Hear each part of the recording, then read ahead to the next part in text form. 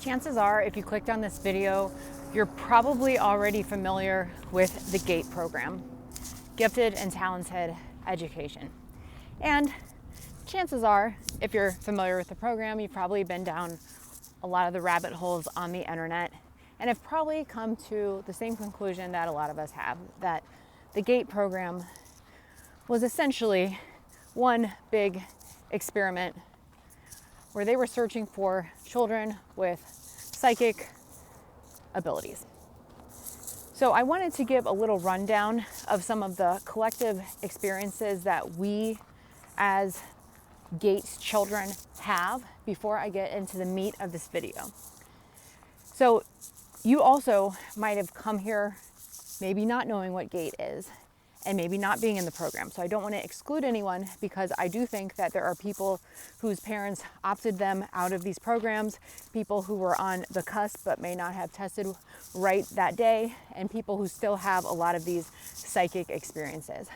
So one of the things that has been extremely common among us GATE children is that we have an IQ of 130 or higher. Oftentimes it was 140 or higher. We were creative, highly sensitive. A lot of us have heterochromia, which means that maybe your eyes are different colors, or maybe you have like a ring of brown in the middle with a ring of green on the outside. Green eyes are also pretty rare. Heterochromia can also be like one part of your eye is brown and the rest is blue, for example. Another trait amongst a lot of GATE kids, not necessarily everyone, but a lot of us, is Rh negative blood. And many of us are also firstborn children, maybe only children, but essentially the first DNA from two or one set of parents or whatever. Seems to be a lot of firstborn children in the mix. And there are probably other traits that I'm not thinking of right now. So if you want to add those in the comments, if you've been a part of any other GATE groups, and if you found out that, yeah, a lot of us also have X, Y, and Z. Another thing that just came to mind is some kind of disability, which ironically enough, physical disability, some kind of physical pain or ailment, like blindness or variation of blindness and deafness, can also enhance psychic abilities. Some of us were born with these defects, and I also wonder if a lot of the childhood testing that we had as infants, or early childhood surgeries that many of us remember, especially if they were around 18 months of age. I also wonder if, call me a conspiracy theorist here, this is just speculation, but could some of these disabilities have been created from this kind of testing in order to create dissociation in the child, which enhances psychic abilities? Okay, I don't know. But the thing that I've realized since diving down these GATE rabbit holes, and since creating a channel talking a lot about GATE content, is that a lot of us have had psychic abilities since we were children, and we may not have always been able to make sense of them or been aware of them, because for us, these things were normal. It was normal to sleepwalk. It was normal to fly over your school in your dream. It was normal to float outside of your body and watch yourself sleeping. It was normal to hang around the astral plane as a kid and just leave your body at will. Normal to have out-of-body experiences. Normal to have lucid dreaming. Normal to have prophetic dreams or clairvoyance. Normal to know what somebody was thinking of before they even said anything. Normal to know things just because you know them. And a lot of us have also had encounters with extraterrestrials, whether that was seeing a UFO, actually being abducted by aliens. A lot of us mentioned the Greys. I've also heard people mention mantis beings.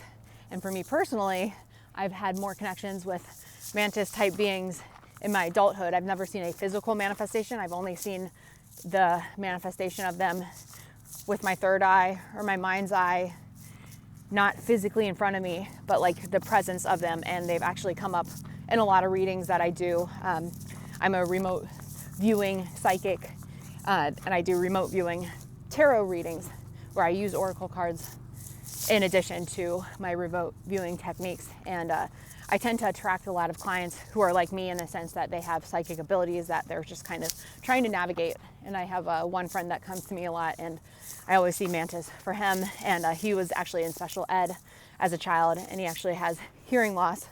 But he's also a very talented medium as well. So there seems to be a connection between gate kids and even sometimes special ed kids who have some kind of heightened psychic abilities. So whether or not this was created from the program and some of the exercises they were doing in the programs, which if this is your first time, I just want to share what they were doing in case you remember them. And sorry for those of you who have already watched this where it's the same information regurgitating. I just want to make sure everybody's up to speed in these videos. So gate program testing included the hearing test where you had to guess what frequency was playing in your ear. Gate children also remember hearing or listening to the gateway tapes. Some of them even remember being sent home with packages of the gateway tapes. A lot of them remember creative visualization exercises, especially during nap time, or teachers that worked with them one-on-one to try to encourage them how to creatively visualize something. A lot of us remember cracking Morse code as kids. We were also very good at pattern recognition, which is one of the ways they test for IQ is through pattern recognition, which is wild because I just realized I'm like, a lot of us grew up to be kind of anti-government, anti-establishment, and really good at pattern recognition through MK Ultra. So doesn't it make sense that if MK Ultra was already rolled out long before any of these gifted programs started, because MK Ultra was part of the CIA, which was birthed from a secret society, and the religious backings of those were, I don't know if religious backing is the right term, but those secret society groups, they keep that manifestation, that psychic knowledge kind of hidden. And their whole thing seems to be, we don't want the masses to know how powerful they are as creators and manifestors, because then we wouldn't have people working in our factories. We wouldn't have people being, getting my Starbucks in the morning, or working at the dry cleaners where I get my laundry, or parking my car when I go to my country club or my fancy event. So they need people to not be awake to their power so they can continue treating them essentially as their earthly slaves.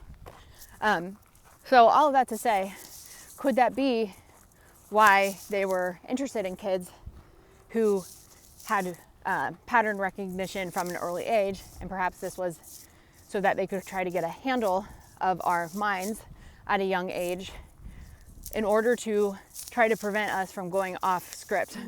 And the other interesting thing about GATE curriculum is that GATE kids were creators instead of copiers, and they also chose children who had strong creative abilities, and they're also talented and gifted in performing arts, etc.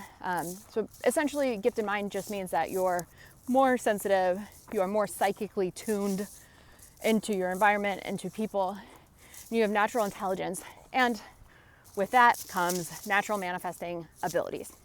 So I've not actually heard people talk about the term manifestation. I think it's a term where people are like a little, that's a little too woo-woo for me. That's some kind of witchcraft. So I want to talk about it, especially if you're a GATE children, because I think this is important to understand. And I just had an experience in the last couple of days that really made me want to talk about this, because my abilities as a manifestor are kind of freaking me out here. And for me, manifestation is something that I think that we all do to some extent. And I think that those who were in the gifted program, who had the higher IQs or who had the natural psychic abilities that a lot of us have, we are natural manifestors. And again, maybe not consciously realizing it. So what is manifestation? Well, manifestation is the combination of being able to move energy to make something happen in the physical world, but it's utilization of spiritual energy, of emotional energy, of your thought energy. So manifestation happens when you're in the correct brainwave state for it, which I forgot to add this at the beginning of the video, which is another common trait amongst gate kids, is they often were diagnosed with substance abuse or neurodivergence. And for me, I have always thought in my adulthood, in my adult years, that neurodivergence is a reaction to this modern world that we're living in. Neurodivergence is actually a sign of a being who is actually created for this type of earth that we are evolving into. And I think at this time on earth, we're evolving into a planet where it's going to be normal to teleport outside of your body someday. It's going to be normal to meet your friends on an astral plane. It's going to be normal to spontaneously heal your body from illness using the power of your mind. Many of us are already doing this, and we may not even know that we're doing it. Many gate kids also report feeling protected. So I do think that a lot of us were literally sent to this time-space reality at this time on the planet when the elite powers are losing their powers on top, essentially. I think it looks like they're in control of a lot of things, but the amount of people who are awake on this planet and the amount of psychic beings who also seem to be a lot of indigo children. That's the color of your aura. It's people who are highly sensitive, tapped into their creative energy, often diagnosed with ADHD, autism, Asperger's, or some kind of neurodivergence. Borderline, bipolar, schizophrenia may also fall into that category because it's sensing spiritual energy. And borderline people often have trouble with boundaries, so they take on what isn't theirs. And that, of course, can manifest into a lot of like emotional issues if it's misunderstood. And abandonment issues come from the trauma of in early childhood, which, ding, ding, ding, a lot of us have early childhood trauma. So whether or not that was in our personal lives or we were on a spiritual level, we had chosen to make spiritual contracts where we chose to incarnate into families who had generational trauma because we were evolved enough, strong enough, awake enough to handle that. Even though we go through the veil of amnesia when we are born on this planet, a lot of us seem to also be generational curse breakers, and we're born into these family traumas. And especially if you've been born into SA, SRA, secret societies, military, etc., where the trauma is a lot higher. Honey, you have a soul purpose that is out the wazoo. So if you've experienced that kind of trauma as a kid, you have a huge soul mission here, and you are really supposed to be one of the foot soldiers on the ground, alchemizing the darkness and the pain on this planet. And there are a lot of us out here who are doing that. And I think the more we have been forced into isolation or ridiculed for sharing our stories about gang stalking, about targeted individuals, about SRA and abuse, that has been a way to keep us down and from connecting with each other to share our stories. But I think the internet, we are at a place now where all this stuff is coming out. The Epstein files are coming out. There's millions of documents that is like proving the existence of this stuff. And more of us are able to connect on the internet these days and share our stories. So imagine the power, the collective power that we have when we start to wake up and we move ourselves out of the victim mentality, even though this stuff is extremely traumatizing. I understand, like we are, or those of us who have had SRA, SA, especially to the level of like Epstein kind of trauma. Like, yes, you're absolutely a victim, but you're also a survivor, and you have a very unique soul purpose where that amount of pain that you've experienced as a child is the amount of alchemy that you can use to create something better for the world. So you have all of that power and potential to break the cycles of pain on the planet when you wake up and you claim that power and you transmute the trauma and pain. And that's one of the things that my channel, I try to be, try to share all these tools for alchemizing our trauma. And the other thing that happens that I made a video about yesterday is that gifted minds, especially those who have experienced trauma, have often turned to substances, especially in their teenage or adult years. Some have been using them since children, but it's a way to self-medicate, and it's a way to numb, and it's a way to fit in and sometimes dumb ourselves down to fit in with this kind of society, especially if we feel hopeless about changing it. So in that video, I invite you to watch it if you've ever struggled with substance abuse, because it absolutely can dull your manifestation abilities and your ability to alchemize trauma in order to make this world a better place. So it's something that I found extremely important in my life is my sobriety. Very thankful for it, but it hasn't been the easiest journey to get there, and I'm not perfect by any means. So the fact that you're awake and aware of, you know, this idea that, yeah, maybe I should get sober, I should stop with these bad habits, but maybe it's not today. Maybe today is not your day. Maybe you need a couple more months to do it. Maybe you need a couple more years playing around with substances until you get sick and tired of being sick and tired, and something happens in your life where you're like, wow, this is what they were talking about a couple years ago when the seed about sobriety was planted. I wasn't ready then, but I'm ready now. That's kind of how it was for me. It was like, I knew I should quit for a while, and then eventually it was like, okay. I woke up one day and that was my day that I quit. I don't know why. I think it was January 18th of 2025. That's my current, most recent sobriety date. Even though I've been sober for the better part of 10 years, I've definitely made a few slips in my day. And yeah, January 18th, I don't know, 118. 11 is manifestation, 1 is manifestation, and 8 is Saturn, karma, changing directions. So is it numerology related? I don't know, maybe.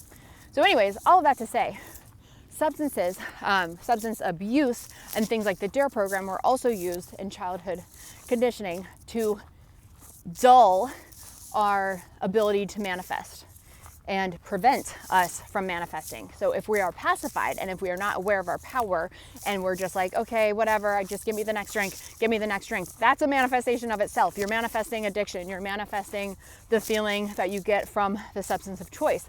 Because I guarantee you, when you are sober, when you don't have something to lean on anymore, we don't want to be pacified when it comes to manifestation. You want to be able to work with pain, trauma, because you are the alchemist. That's what manifestation is.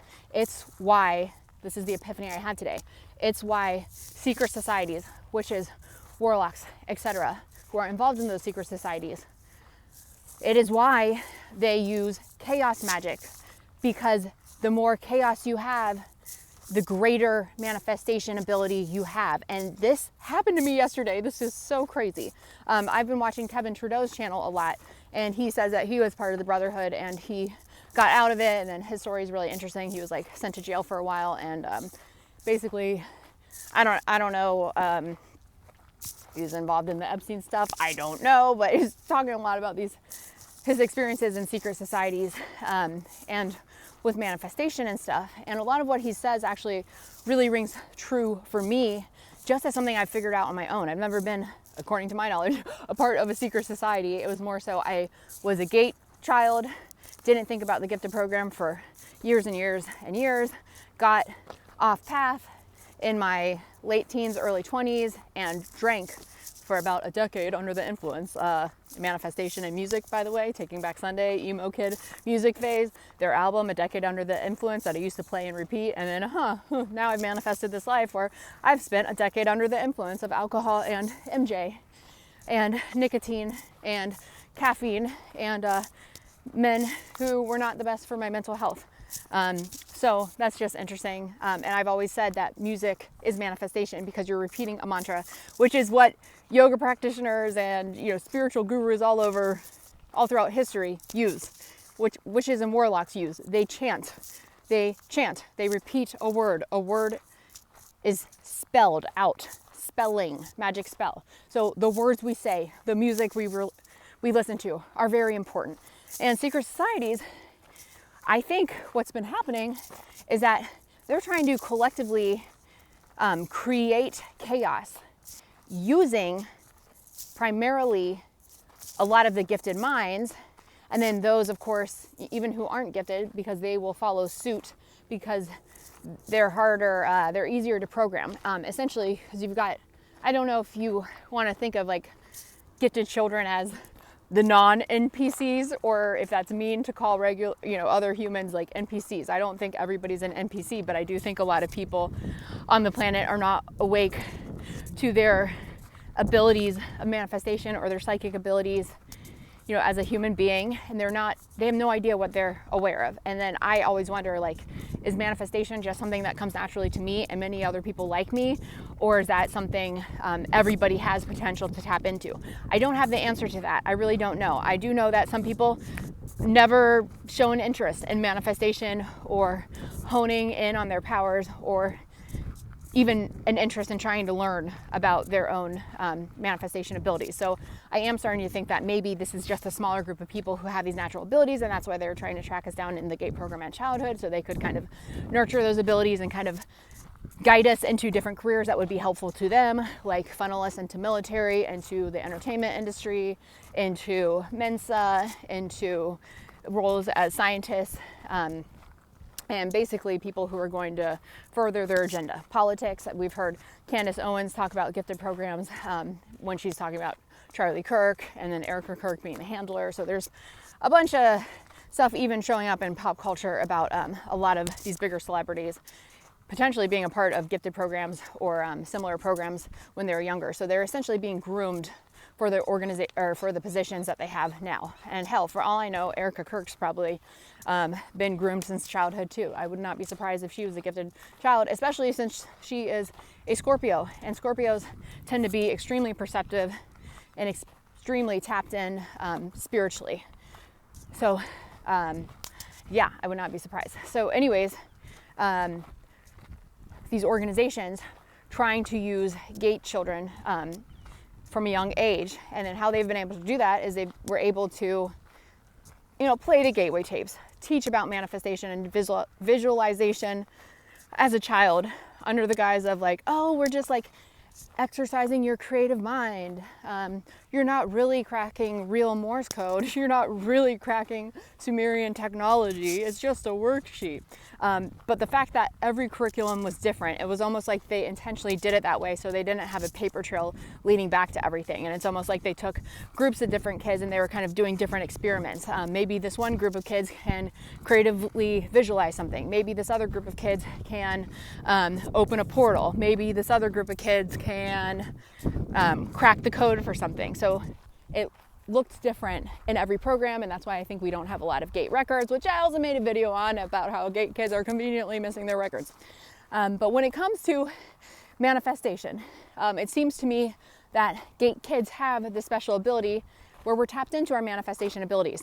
However, when those abilities, or when we are living unconsciously, it's so windy, so I'm gonna walk this way, but when we are living unconsciously, when we are not aware of who we are as creators, when we do not know how to harness our trauma, our pain, or alchemize it into something greater, that's when other people who know about this stuff can use our creative energy for their manifestation abilities. And this is exactly what I believe happened to me when I was in the Hollywood group. And I was good friends with a guy who was a warlock, and from what I understood, I thought he was just like me. I thought he was another, you know, gifted kid, person who saw through patterns, saw through the veil. He also had neurodivergence going on, and he was one of the most fascinating people I've ever met because he was one of the only people I've ever met who actually saw through things in the same way that I did. And he would keep me on the phone for hours, and we'd talk about conspiracies, and he like was indoctrinating me with all these beliefs and all these talks about secret societies and Monarch programming and blah, blah, blah. And the other thing that he pushed on me was marijuana. Before I met him, I was sober. I was actively promoting sobriety in everything that I was doing. And I was also promoting Jesus through my character, the Starletta Show. And the most interesting thing about that is when I connected with this group of people who were, who found me on Instagram to be part of the show. And then we became instant friends because where it's like, oh, wow, you're also into comedy. Oh, wow, you're also into manifestation. And you're psychic like I am. And you understand the moon's phases and manifesting with the moon and stuff. So I thought I had found a like-minded spirit. And it wasn't until about maybe a year of working with this person and this group of people more closely that I was seeing that this is not the same type of natural manifestation abilities that I have. These are people who have been trained to be magicians or warlocks or whatever. These are people that disappear at odd hours of the night to go God knows where, whether they're doing rituals or they're meeting with secret societies or whatever they're doing. And and they've got altars, and they're using things like hair and blood and physical products. I've never used anything physical to manifest in my life. And I will tell you guys a story here in a minute that proves that, if you believe my stories, of course. But what I'm trying to say is that when I was with this person in particular, he had an altar all the time that was always set up when I went over there, and then we would discuss business ideas, and it's like, okay, let's release the podcast on this date, and then this is going to be our next project. But what's interesting when I look back on it, he had pushed MJ on me when we first started hanging out, and kept saying like, oh, this is like what the monks use, and they used to use it, and it helps you tap in, and nothing's wrong with it, and it will help you sleep, and it will help you heal your body. And plus I already had addiction issues in the past, so it wasn't that difficult for me to be like, oh, well, you're doing it, you're like me, maybe I should try doing it again. So anyways, I started doing it, and the whole time I'm doing it, my addiction to the substance is getting worse and worse. There were some weird things that start happening with the comedy shows we're producing. I hear him call it a ritual. I experienced the manifestation of what felt like a demon or demonic figure to me. I never really felt that kind of strong demonic energy up until this point. I'm also in Phoenix, Arizona at the time, so there's a lot of ley lines out here. I'm surrounded by Scientology buildings and supposedly Freemason lodges.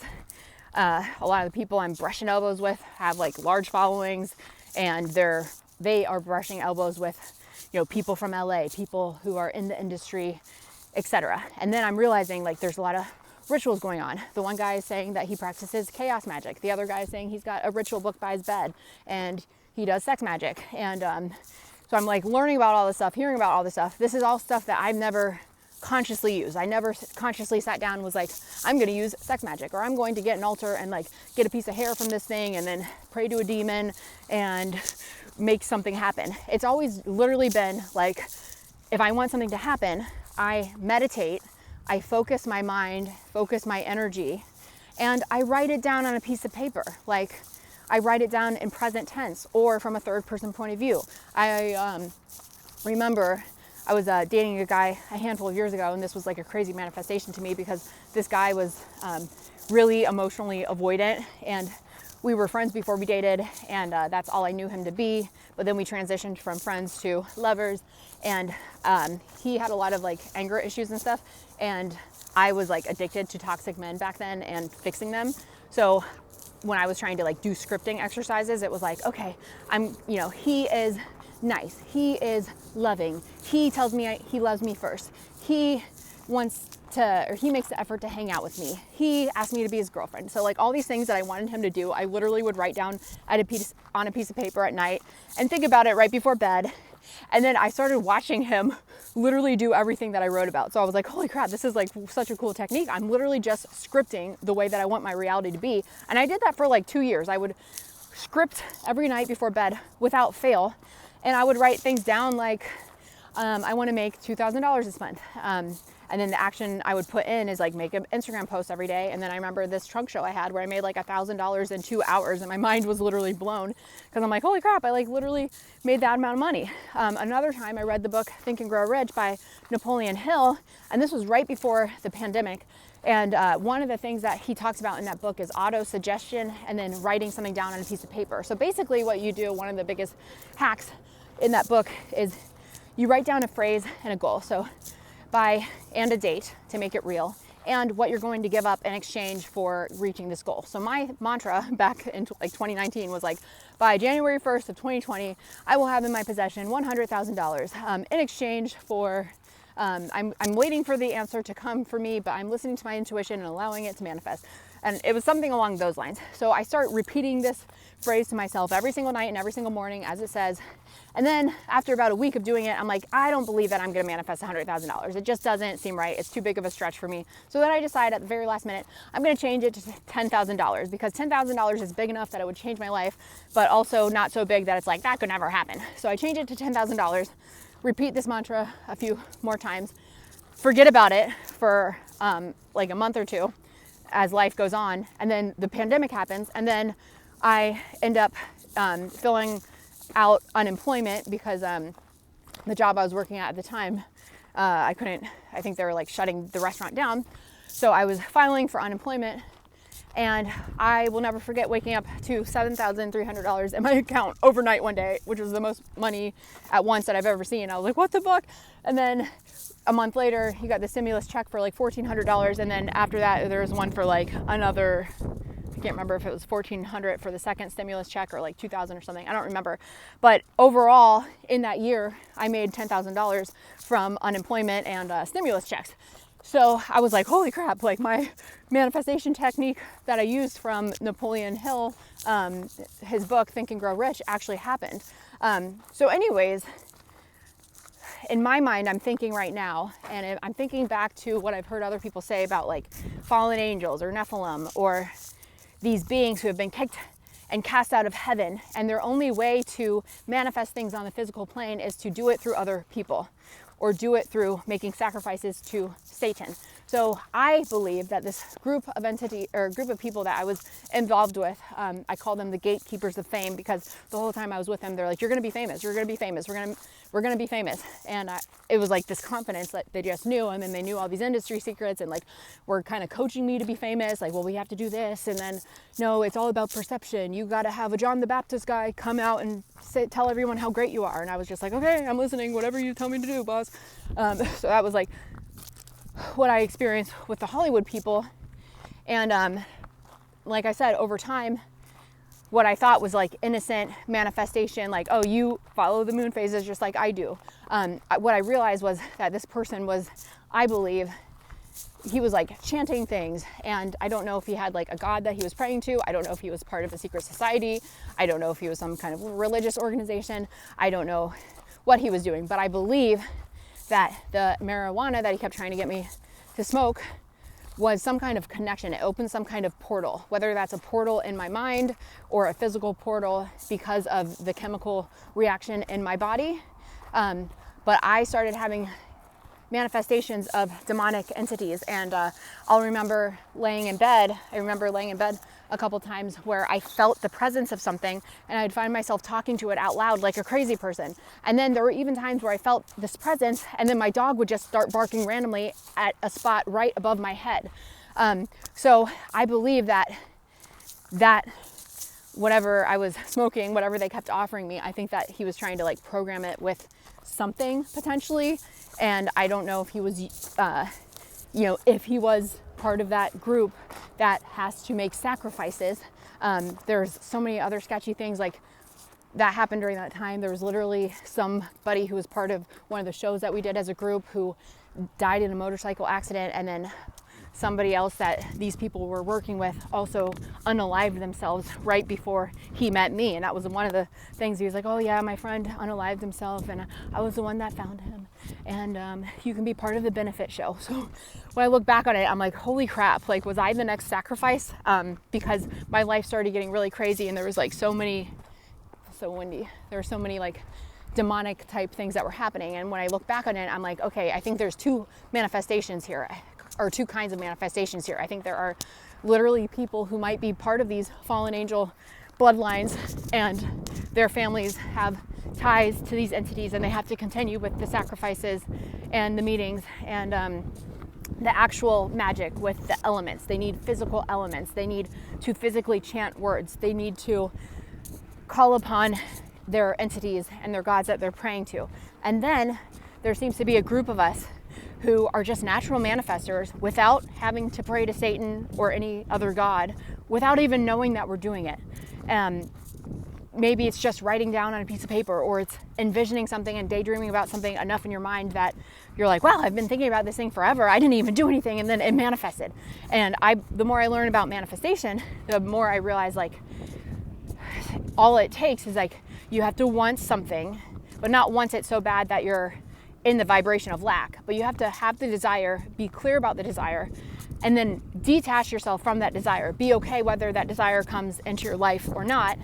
And then you have to find a way to focus on something else while that desire is in the process of manifesting. And you have to not worry about the how, and trust that the universe will bring that thing into your life however it is meant to bring it into your life. So that's kind of like how I've been living ever since I got sober, because like I said, substances dull your abilities to manifest. And not to mention that if you're on substances and then you're acting like the everyday, American or, whatever kind of citizen, where you're on MJ, you're smoking, you're drinking, you're caffeine, you're eating junk food, then you're coming and you're binging Netflix for 6 hours and you're watching all these shows about the apocalypse and the end times and agendas in the future where they're trying to limit the amount of children that you can have, or natural disasters, or whatever is happening in all these TV shows. Because have you ever seen a show where they depict the future in a positive way? I have not. I've not seen a TV show or movie that's been popular and advertised where the future is beautiful and it's not some kind of apocalyptic wasteland or some kind of surveillance state or fascist government or like something really negative. So that's what I'm saying. When we are watching their movies that they put out there, or their musicians that they put out there, because music is another huge way to manifest, and they've got people like Lady Gaga being like the high priestess on stage doing these chaotic rituals that it's literally so obvious that it's satanic in nature. Like the hands look like demons, the costumes look like demons, the colors are about demons, they make you feel a certain way. Michael Aquino, who was the known Satanist and founder of SET, who also has ties to the Gifted program and wrote a book called From Psyop to Mind War, so talks about psychological conditioning. He was on a podcast and he was literally talking about how color and frequency affects manifestation and is used to make people feel a certain way. So it's used in music and concerts. And then we have Astro World, same thing, same kind of colors, people losing their lives there. The set design for Astro World looking a lot like that painting about some kind of satanic painting or devil or demon or something, I don't know, but like the big mouth that you had to walk through when you walked through the portal of Astro World. And then he's in pictures with that fashion designer, I forget her name, Michelle Lamy or something, is that it? And yeah, those demonic connections in Hollywood, right? So this stuff is all connected. And if you are a person who's just not aware that you're a manifester naturally, that they open some kind of portal in our mind, perhaps with the gate program conditioning, and they open those portals, and then they put the DARE program stuff and sex education in our minds and our faces right after that. And so it was kind of like, don't do drugs, don't have sex. And now all of us are growing up in some kind of like hookup culture where we're having free casual sex, and there's the feminist movement, and now OnlyFans is normalized, and it's a generation that is very much about hooking up, and even non-monogamous relationships, polyamory, all this stuff is normalized. But in reality, if you know about spirituality, if you know about how sex opens portals, then you know that when you're having free casual sex with a bunch of strangers that you don't know, that you're not in spiritual alignment with, you're taking on their trauma, their demons. And if you're a person who's having this kind of crazy, activity out there with anyone, with everyone, you're probably, I've never met one like that who is just like a happy person inside. Usually they're running from something, they're trying to be in control while in recovery from past childhood trauma. So a lot of things that people do when they've had early SA or SRA is that they become more sexualized, hypersexualized, and they learn to, devalue themselves, or to, what's the word? I can't think of the word right now, to objectify themselves. I know, again, maybe I can only speak for myself, but I went through a period like this, and I definitely had SA as a child, and while I was recovering from that for years, when I was in the dark with the trauma I didn't know that I had a lot of these behaviors that were just normalized for me, and it was a coping mechanism. So I think that a lot of people who end up with those kind of lifestyles are doing it because it's a coping mechanism. They don't know how else to be, and especially if you're a kid and you've had, sex with a lot of people as a kid, whether that was other kids or adults or whatever it was, but you were introduced to this kind of stuff at a very young age. Even having sex as a kid with your siblings, with your friends, with your neighbors, with your classmates, with adults or older children, it felt normal to you. You didn't know it was anything else. And then you may have grown up feeling shameful about it because you're like, oh, other people weren't doing that. I thought that was normal.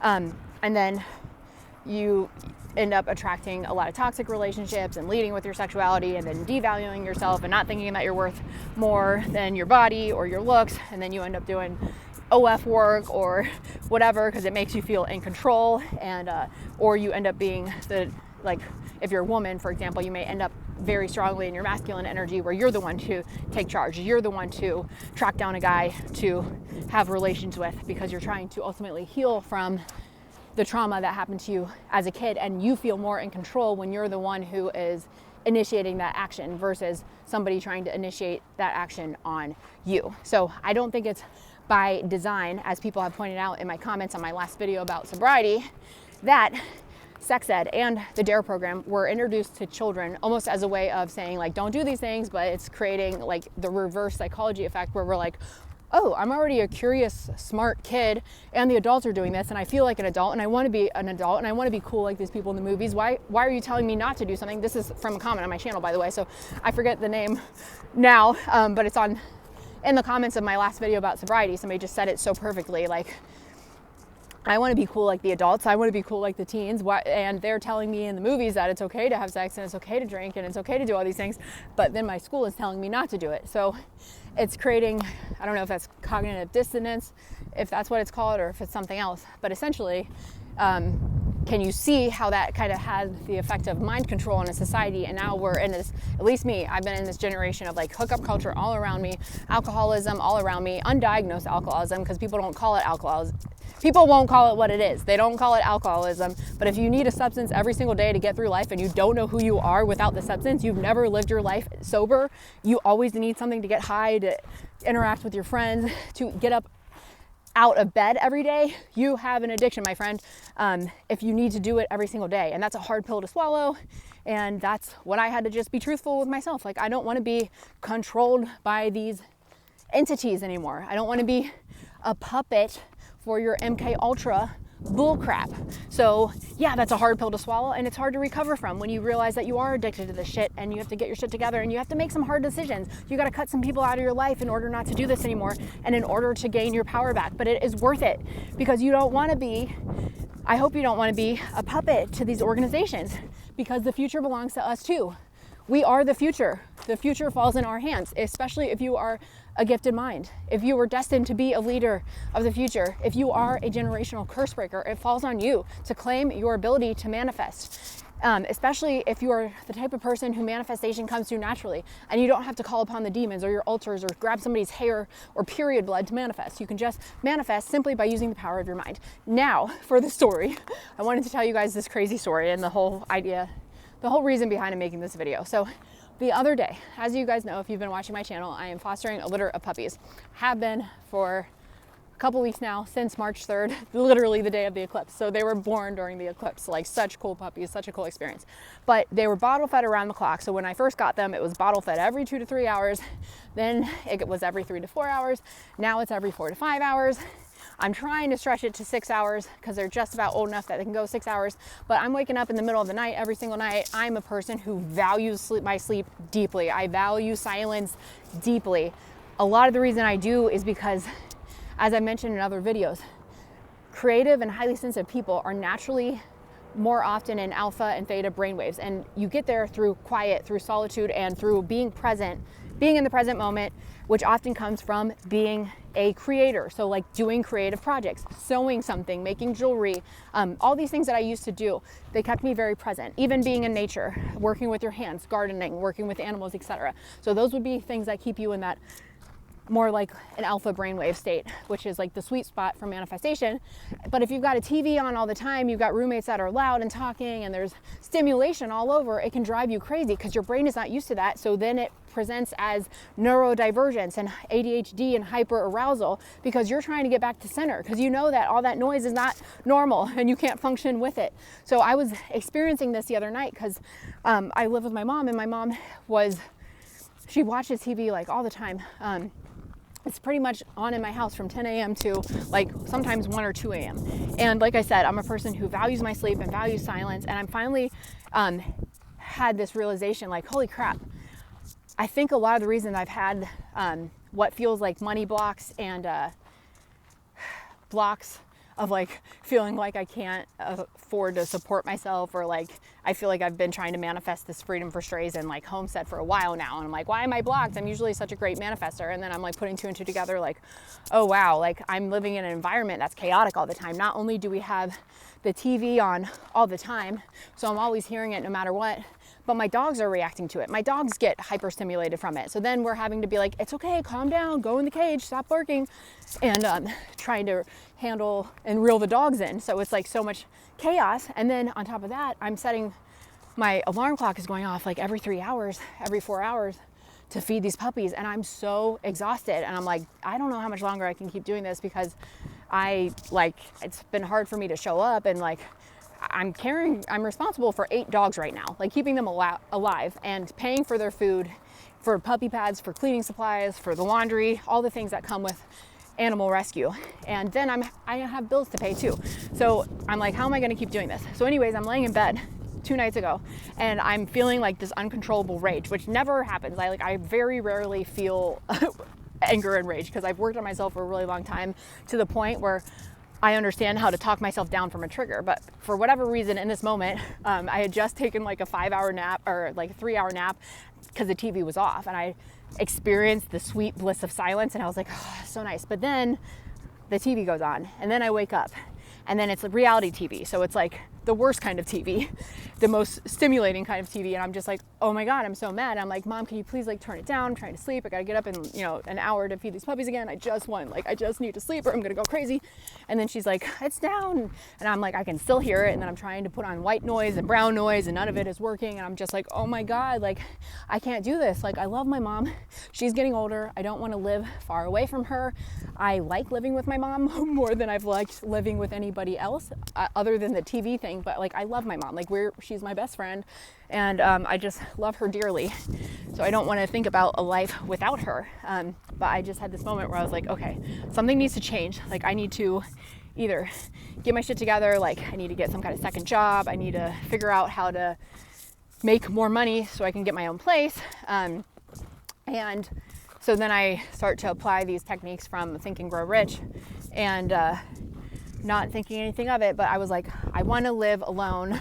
That's what I want in the future. I want to live either alone, or I want to live with somebody else who values silence as much as me, where I don't have to deal with the TV on 24/7. And then literally 4 hours later, I get a text from my mom. She's like, my whole face is swollen. I think I have a dental abscess. I need to go to an emergency dentist. So I wake up, the puppies need to be fed, and then her face is swollen like a balloon. And I'm like, holy crap. And then she's gone all that morning getting like some kind of emergency dental surgery. And I'm like, oh my God, did I create this because I was in enough pain and enough anger? And that's one of the things that we naturally alchemize as creators and manifestors. We alchemize those negative emotions into a manifestation. But if you don't have anger, or you don't have depression or sadness about where you are currently, you're not going to manifest, because if you're comfortable where you are, you have no energy to work with. So I think what happened in that situation is, like, I was feeling a strong emotion. I was fed up with like this TV going on, this lack of sleep, and I realized what's really important to me, which is silence and a TV not being on 24/7, and people who like respect that about me as a roommate. And it's my mom, so I'm not going to tell her not to watch TV, other than like maybe asking her to turn it down. But it's like her house and her rules, and it's not my place to just be like, stop watching TV forever. Like, if I want to move out, I gotta move out, right? And if I want that to change. So anyways, I'm thinking to myself, did I manifest this? Holy crap. So all day she's really sick. She's in the worst pain that I've ever seen her in. And I'm like, oh my God, feeling so guilty. Like, did I accidentally manifest this? I didn't want to manifest it this way. But it kind of goes along with chaos magic. Like, things have to get chaotic before they can get better. So anyways, she does the emergency dental surgery. And then right after the emergency dental surgery, the wind is so bad. After the emergency dental surgery, she still has swelling in her face. That's even worse. And then the pain meds were wearing off, and she's like, I gotta go to the hospital. Like, she's in so much pain, and we're sharing a car right now. And then I got these puppies that are fed around the clock, so I can't sit at the hospital with her because these puppies need supervision. And I'm freaking out, like, oh my God, like, is she gonna like die? Like, this is a kind of infection that I think people can die from. Abscess tooths are like really serious, and they can spread in the bone and stuff. And I'm freaking the fuck, shouldn't say that. I'm freaking the F out. And I find myself in this negative spiral. So even though I have the silence that I want now because my mom is gone at the hospital, it's like, that's not how I wanted it, universe. I didn't want to send my mom into the hospital trying to manifest some silence. So instead of like really enjoying the silence, I find myself sitting in guilt and fear and shame and worried that I'm going to lose my mom, and like making all these scenarios in my head like, oh my God, like because I try to manifest, like God is going to punish me and like take my mom from me and blah, blah, blah, which is all negative thinking and fear-based thinking, which doesn't work. So finally, after like an hour or two of spiraling, I was like, I need to get back to center. I need to go meditate, even if it's just 20 minutes before I have to feed these puppies again. And we're waiting on test results, and we're trying to find out if my mom's going to be transferred to another hospital, which the last time that happened, it was an hour and 20 minutes away, which is like a 3-hour round trip, which is cutting it very close with these puppies. Plus, if it's a serious situation, I want to be next to my mom. I don't want her loopy talking to doctors. I want to be there like, okay, let's make sure we know what medicine to take. I want to be there, make sure she knows that she has support and like physical presence from me. I don't want her to feel that pain alone. So it's been a difficult situation with these puppies because they're so vulnerable and young, and we put so much energy into them too that they can't be left alone for long periods of time either. You need somebody to watch them and pick up the poop, and they, you know, it's a scary situation if you don't have somebody watching the puppies. So I'm like kind of dealing with all this trauma or all this drama, yesterday. And finally I realized, I gotta meditate, gotta lay down. So I lay down to meditate, not even for 5 or 10 minutes. And as I'm laying down, I close my eyes, I take my deep breath, and I start to envision a golden shimmering light around my mom. And I imagine that light around her face and her head, and it's dissolving the pain. It's dissolving the illness. It's dissolving everything that was in her field that was making her feel sick. And I moved it down to the heart chakra, and I put it around her whole body like it was a shield. And then I expanded that light to the room of doctors that were in there. And I sent love and healing and light energy, and imagined the doctors that were working on her to be filled with love, to be guided by the hands of God or by the hands of Jesus.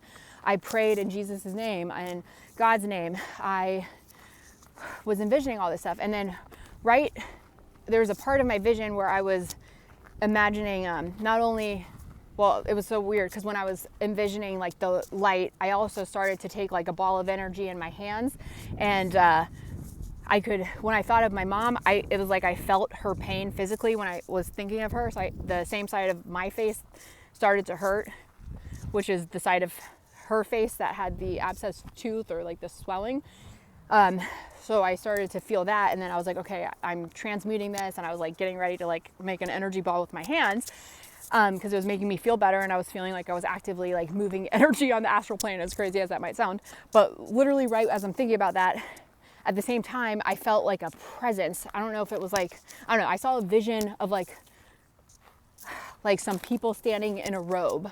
And right as I saw the vision of like what felt like a man in a robe, my dog started barking, literally the second that manifested. And I was like, what? And it freaked me out because I was like, is that like the presence of a demon or something? Is that an entity? Like, what was that about? Because I was like really feeling all this strong energy and like the shimmering golden light and calling on like guardian angels and all this stuff. And it was feeling really powerful when I was like meditating.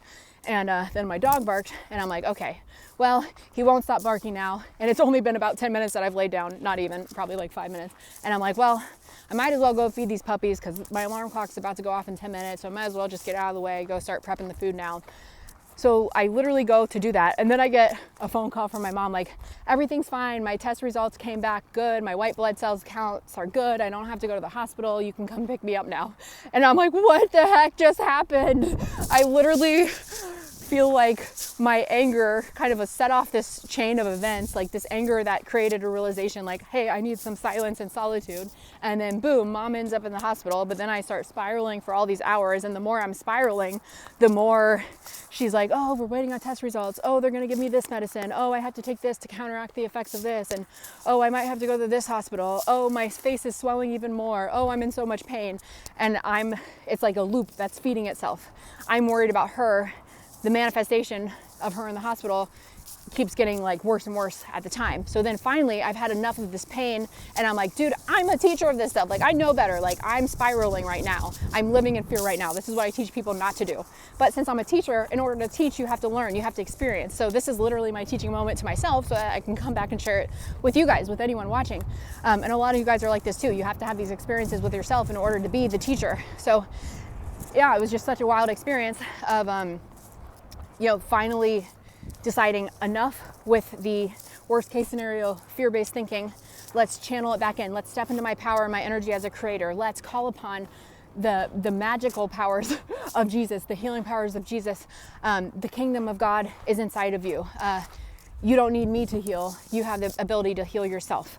And I do believe in Reiki and stuff. I've felt better when I feel Reiki practitioners send me energy before. So I do believe there is something to this universal life force energy that we can channel towards people that we love. We can send them loving energy. So I don't know if I made that happen, but I swear to God, I was waiting. The last text I had from my mom before I lay down to meditate was, we're waiting for the results from the CT.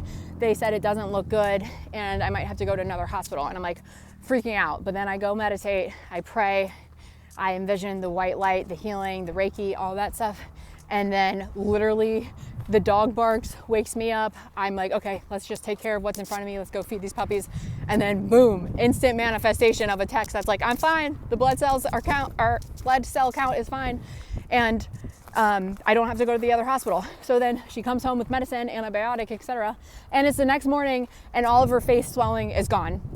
And I'm just like, what just happened? I don't know, other than I think our powers are really strong. And I don't know if you have experienced this too, if you're a conscious creator in your own life as well, if you're familiar with your own ability to manifest. And if you've also noticed that there seems to be more and more times where I've been able to seemingly instantly manifest something when I get my energy right, when that creative power is there. Either, like I said, either you're alchemizing a dark emotion and you're trying to use that dark energy and alchemize it into something better, something greater.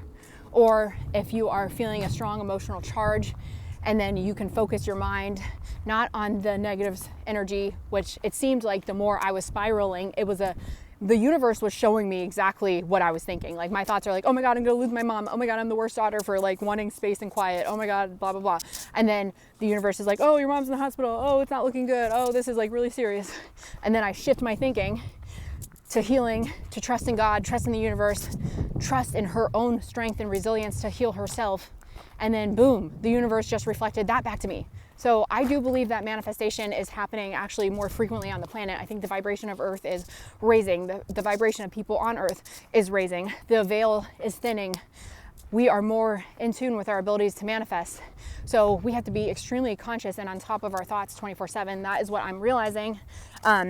So the best way to do that, I found, is gratitude. Be grateful for what you have, because that was the other thing that shifted for me this morning. Not, I have to take care of these puppies. I have to take care of my dogs. I have to take care of my mom. I have to drive and get her prescription. I have to drive all over town. I have to sacrifice sleep. Instead of that, now it's, I get to do that. And I'm so fucking thankful. I shouldn't say that because cuss words. But I'm so friggin' thankful that I get to do that, because I don't want to live the reality, the alternate version where I don't get to do that. I don't get to watch these puppies grow, or I don't get to experience the calming, loving presence of my dogs, and I don't get to experience the friendship, the love, the respect, the admiration, all this stuff that my mom and I share. I don't want to envision a life where I don't have that. So I'm thankful. So that whole experience just shifted it to gratitude for me instead of resentment. And that is just one way that we can use the experiences that happen to us, that we can shift it. And I hope that that story inspires you to understand that you are a conscious creator of your reality. The clay is in your hands. You get to mold it. And when you do wake up and claim radical responsibility for the things that you're creating, you have more of an ability to make an impact. So not only manifesting things in your life for yourself, and like when I first started to wake up to my manifestation abilities, of course, when I first started to wake up, it was about myself. It was about a car or losing weight or my hair being the perfect shade of blonde or something.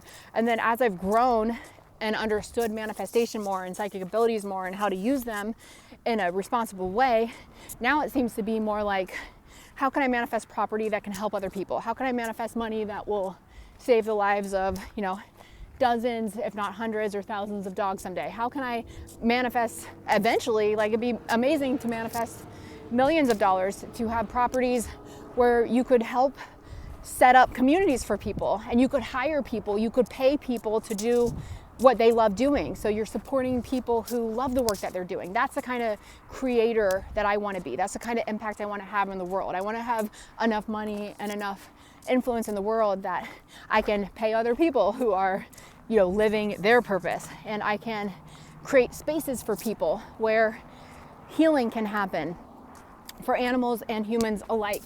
I want to create spaces where I can teach this stuff, maybe in-person workshops someday, maybe mentor a group of people who can also go on to do this kind of work. So I think that money can, it's not always the root of all evil. And I know that's kind of going off topic because I wasn't really talking about money, but money is often a thing that people try to manifest. But I think there has to be a reason behind what you're trying to manifest, what you're trying to do with it. And that's what makes your manifestation abilities stronger. And manifestation, the last thing I want to say is that there seems to be like a religious idea among a lot of like Christians or certain organizations where it's like manifestation is dangerous, tarot cards are dangerous, etc. That seems to be, in my experience, something that these elite groups of people told you because they don't want you to wake up to the power of manifestation or the ability to create your own life. Because if, like I said in the beginning, if you knew that you could do this stuff too, you don't have a need to go to a slave labor job that doesn't light you up, that doesn't make you happy. If you know the power of manifestation, and if you're trained to manifest and to work with your own abilities and to move energy with your hands and your minds and not to be pacified on substances or accidentally create an apocalyptic future because you're watching all the movies and the music that they put out with their Illuminati puppets, if you're consciously aware of your ability as a manifestor, you're not going to help them create that reality anymore. Instead, you co-create the reality that you want to create, whether that is in your own life or you find a group of like-minded people, which is something I've been, it's been on my bucket list. I'm super busy right now with these puppies, so I don't know where or when I'm going to be able to fit this in, but I think it is really badly needed. Like a group of gate kids, maybe we meet on Zoom, but we get to know each other on the phone over Zoom. Maybe there's enough of us who live close enough together that we could have physical meetings for gate. I don't know, because the last time I tried to do something like that, all the gate kids were in different parts of the country. And I had to be honest, I don't always like to share my location because of some stalking experiences I've had in the past. And YouTube does not protect creators against that kind of stuff because anyone can look up your videos. So I don't want to always put my personal life out here 100% in a way that could give away my location or anything that would make me feel unsafe. But I would like to eventually meet with a small group of like-minded people and talk about this kind of stuff together, talk about the kind of future that we want to create together, meet some of you guys face to face, set up intentional times that we meet, and help each other co-create a beautiful reality, trading, bartering, restoring the earth, healing people in need, etc. So anyways, if you want to be part of that change, definitely stay a part of this community, like, subscribe, share, comment, all those things. And I also have a link in the description of every video where you can support me by either donating to my GoFundMe, which currently is supporting the care of these puppies and my own dogs that I rescued, and also getting my car back on the road, which I'm not able to do until the puppies are adopted just because of time. But eventually I'm using that money to get my car back on the road, and then I don't know if I'll at some point upgrade to like a rescue bus so I can go on rescue missions and like save dogs, but you also need a space to bring them when you rescue them. So that's, part of the long-term plan. But anyways, I do have a GoFundMe there, and I do have opportunities to buy courses, to work with me one-on-one, and all that stuff. Every sale, every comment, every like, every subscribe, all that stuff helps build a better future, not only for me and you watching this channel, but for all of us, because when I succeed, you succeed, we all succeed together, right? Especially if our heart is in the right place. And I truly believe that the more creators who have their hearts, they've given their hearts to more positive missions, where they want to spread healing and love and, help support animals and the environment, etc. The more of us out here doing this kind of work, the better world we're going to create together. So make sure you're supporting creators like this, even if it's not me. Support other creators who are out there teaching you how to live on the land, teaching you how to support the environment, how to support animals, how to support your mental health, etc., how to claim your sovereignty. So thanks for watching. I'll see you guys in the next one.